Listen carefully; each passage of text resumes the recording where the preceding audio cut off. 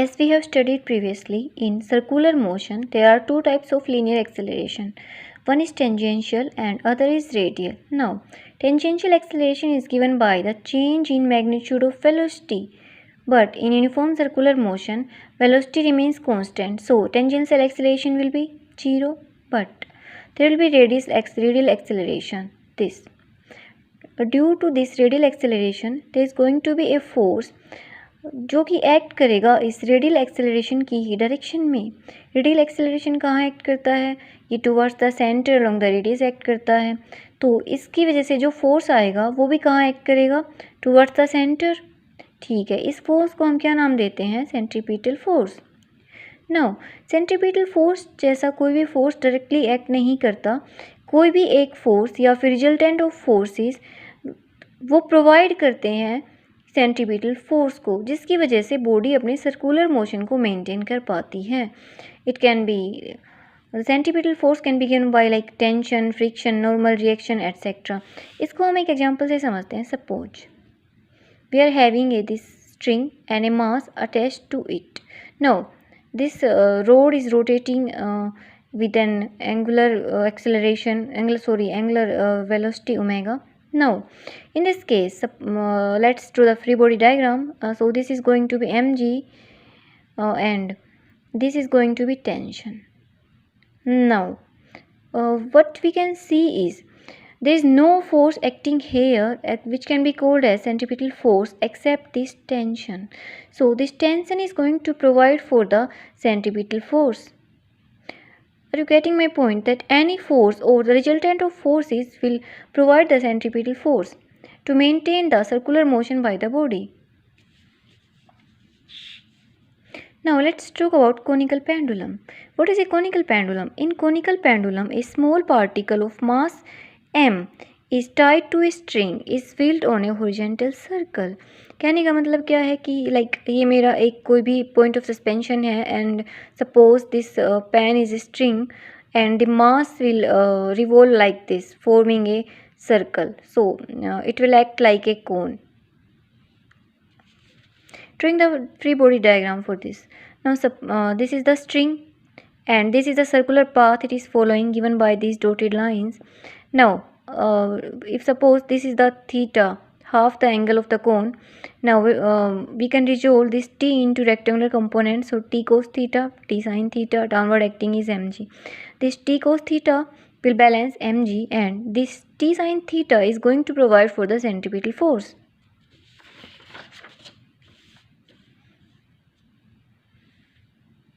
Now t cos theta is equal to mg and t sin theta will provide the needed centripetal force.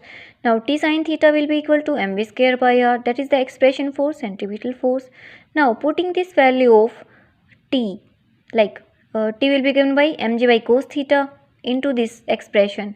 So mg by cos theta into sin theta is equal to mv square by r. So from here we can say v square is rg tan theta and v is equal to square root of rg tan theta. Now omega is v by r, so omega is 2 pi by t. Using this v, we can write omega is equals to this square root of rg tan theta by r, and this is g tan theta by r. Taking this into square root as well, like we can write it as r square, r to r cancel, and this expression will be there. So t is equals to t pi by omega. Writing is at 2 pi square root of r by g tan theta. Now look at this one. Now if L is the length of string, see this is the length of the string, this angle being theta, like this will also be theta. Okay, this is r. So writing the expression for cos theta will be base by hypotenuse.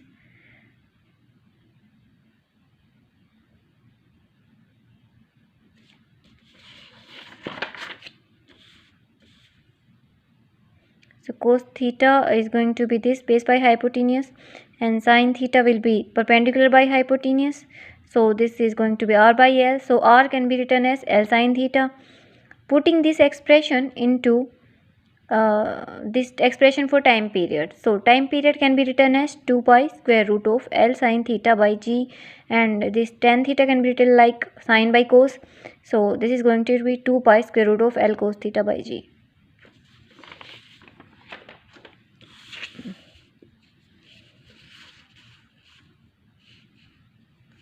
Let's talk about it that death well. Death well में क्या होता है कि एक जो motor bike cyclist होता है वो इसमें एक लाइक सर्कुलर पैटर्न में चलता है एक वेल के अंदर.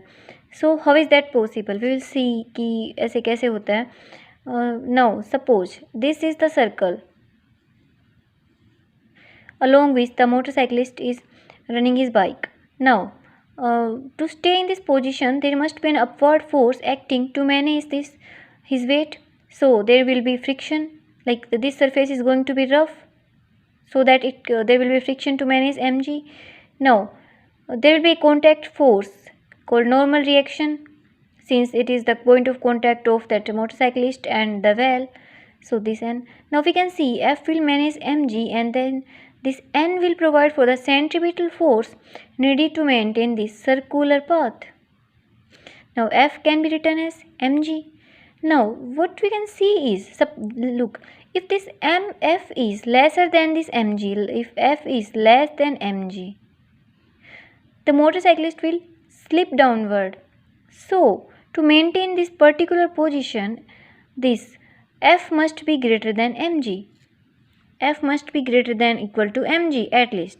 Now F limiting can be written as mu s into n, like a coefficient of static friction into normal reaction. And also we know that this n is going to provide for centripetal force.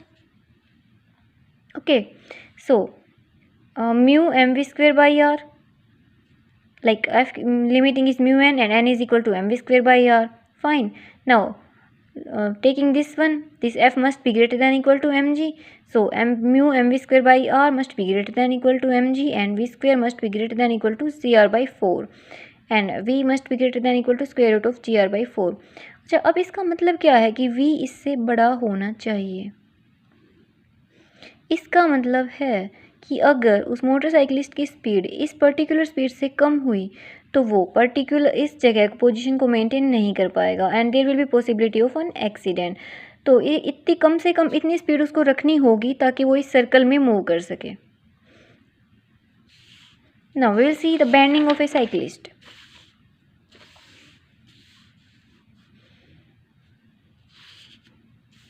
Now this will help you understand that how centripetal force provides you the necessary force to maintain a circular path. Like suppose एक cyclist है जो ऐसे straight move कर रहा है, तो उसके पास कोई भी फोर्स नहीं है, नॉर्मल रिएक्शन ऊपर आएगा नीचे mg आएगा.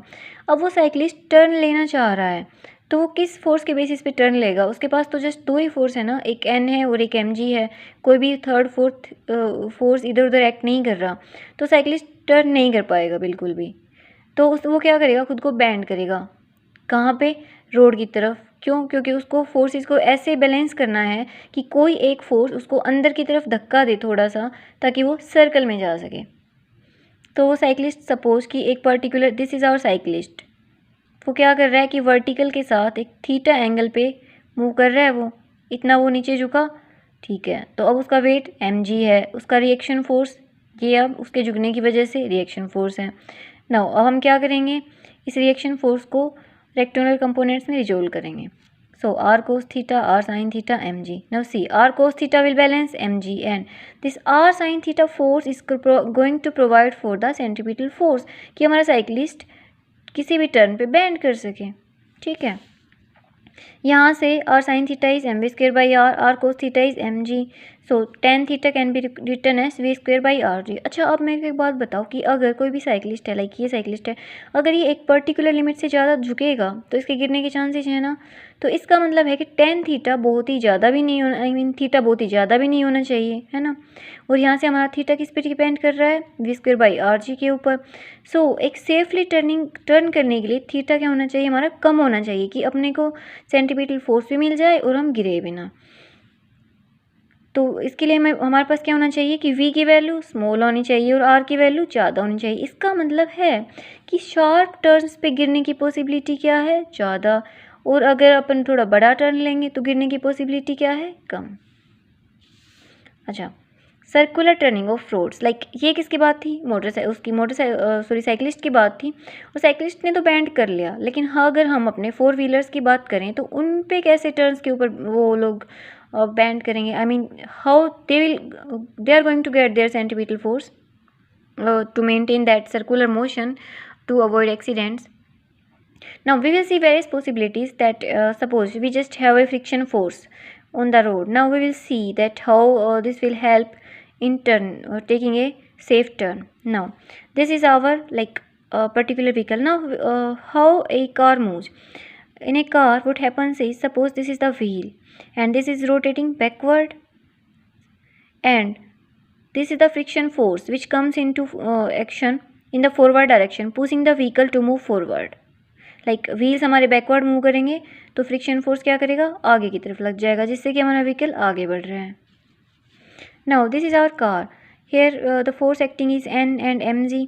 नाउ हमारे पास क्या है, फोर्स ऑफ फ्रिक्शन है और M V square by R है। यहाँ पे हमारा फोर्स ऑफ फ्रिक्शन जो है और M V square by R है, ये दोनों फोर्सेस ही एक दूसरे को बैलेंस करके चलेंगे तभी हम सेफ टर्न ले पाएंगे।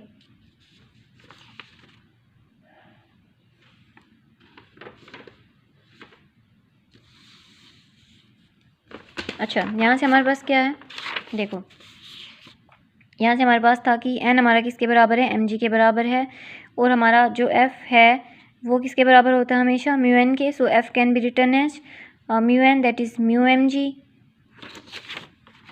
Now we can see here that F is equals to mu M G. For safe turning हमारे पास क्या होना चाहिए कि M V square by R must be less than equal to limiting friction. Like अगर हमारा M V square by R अगर limiting friction से बड़ा हो जाएगा तो उस केस में क्या होगा, हमारी कार क्या होगी, अंदर की तरफ खिसकेगी ना टर्न के ऊपर, फ्रिक्शन तो मैनेज ही नहीं कर पाएगा, बैलेंस ही नहीं कर पाएगा सेंट्रीपिटल फोर्स को। So to stay within safe limits we must be less than equal to square root of mu R G. और अगर अपने को किसी भी सवाल में v की वैल्यू गिवन होती है और पूछा जाए कोफिशिएंट ऑफ फ्रिक्शन कितना होगा कि सेफली टर्न हो सके, तो हम यहाँ से क्या निकाल सकते हैं, म्यू भी निकाल सकते हैं। अब हम मान के चलते कि हमारे पास फ्रिक्शन नहीं है। अब बैंकिंग ऑफ रोड्स क्या होता है कि देखो सपोज एक फ्लैट रोड है मेरे पास में, ऐसे like this is our road. So यहाँ पे तो क्या है, पॉसिबिलिटी है ना कि लाइक कार अंदर बाहर हो जाएगी, लेकिन हम क्या चाहते हैं कि रोड को थोड़ा सा ऐसे ऊपर उठा दें किसी पर्टिकुलर एंगल थीटा पे कि जो कार है वो बाहर की तरफ ना खिसके। सो बैंकिंग ऑफ रोड्स में क्या होता है, वही कि रोड को एक तरफ से हल्का सा उठा दिया पर्टिकुलर एंगल थीटा पे, ठीक है। Now look at this free body diagram. This is our road जिसको हमने एक बार हल्का सा थीटा एंगल पे उठा दिया है। सो इस केस में ये फोर्स हमारा M G and N will be there, N can be resolve into N cos theta N sine theta, and this N sine theta will provide M V square by R, ठीक है जी। अब हम देखते हैं, initially हमारे पास कोई friction force नहीं है, इसलिए so N cos theta is equal to M G and this M V square by R is going to provide for N sine theta.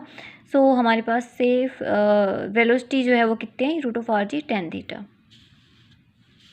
अब हमारे पास सबसे अच्छा तरीका लेकिन क्या है कि हम फ्रिक्शन प्लस बैंकिंग दोनों का यूज़ करें। सो इस केस में हम देखते हैं, देखो अगर हमारे पास वेलोसिटी ज़ीरो है, सपोज हमारा व्हीकल रुका हुआ है, किसी भी वेलोसिटी पे नहीं चल रहा, तो यहाँ पे हमारे पास कौन कौन से फोर्सेज आ रहे हैं, this M V square by R will not be there, okay. अच्छा, फ्रिक्शन कहाँ एक्ट करेगा, ऊपर, ताकि इसको नीचे स्लाइड होने से प्रिवेंट कर सके, ठीक है। And this is going to be N cos theta N sine theta, this is f sin theta f cos theta. Writing all this, n cos theta plus f sin theta is mg and n sin theta is equals to f cos theta. अच्छा, यहाँ से हमने एक चीज़ देखी कि अगर v की value 0 था तो f ने ऊपर एक्ट किया था पिछले केस में। v की वैल्यू अगर square root of R G tan theta है, सो f विल बी 0। अभी तो चेक किया हमने कि अगर हमारे पास कोई भी फ्रिक्शन नहीं था, जस्ट बैंकिंग थी, उस केस में v is square root of R G tan theta और फ्रिक्शन क्या था हमारे पास में, 0, तो भी हमारी क्या हो जाएगी, सेफली टर्न हो जाएगा, ओके।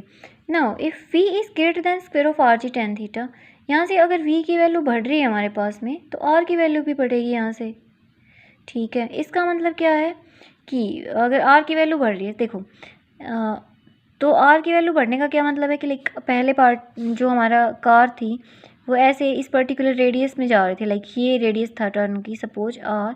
सो r बढ़ने का मतलब क्या है कि टर्न की रेडियस अब और क्या हो जाएगी, ये पर्टिकुलर r डैश हो गई, है ना। इसका मतलब क्या है कि जो हमारा व्हीकल है वो इस पर्टिकुलर उस पे कहाँ ऊपर चढ़ने लगेगा, पैंक्ड रोड के ऊपर, तो फ्रिक्शन क्या काम करना चाहेगा, वापस पुश करना चाहेगा इसको। तो फ्रिक्शन कौन सी तरफ एक्ट करेगा, नीचे, ठीक है जी। अब हम फिर से इन सबको रेक्टेंगुलर कंपोनेंट्स में रिजोल्व करते हैं।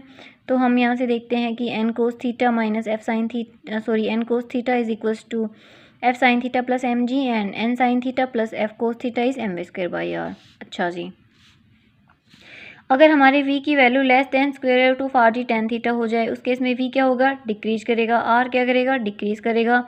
इसका मतलब क्या है कि जो हमारी कार है वो नीचे की तरफ आने लगेगी, तो फ्रिक्शन कौन सी तरफ लगेगा, ऊपर की तरफ लगेगा। फिर से इक्वेशंस लिखेंगे, n cos theta plus f sin theta is equals to M G and M square by R is equals to n sin theta minus f cos theta, ठीक है।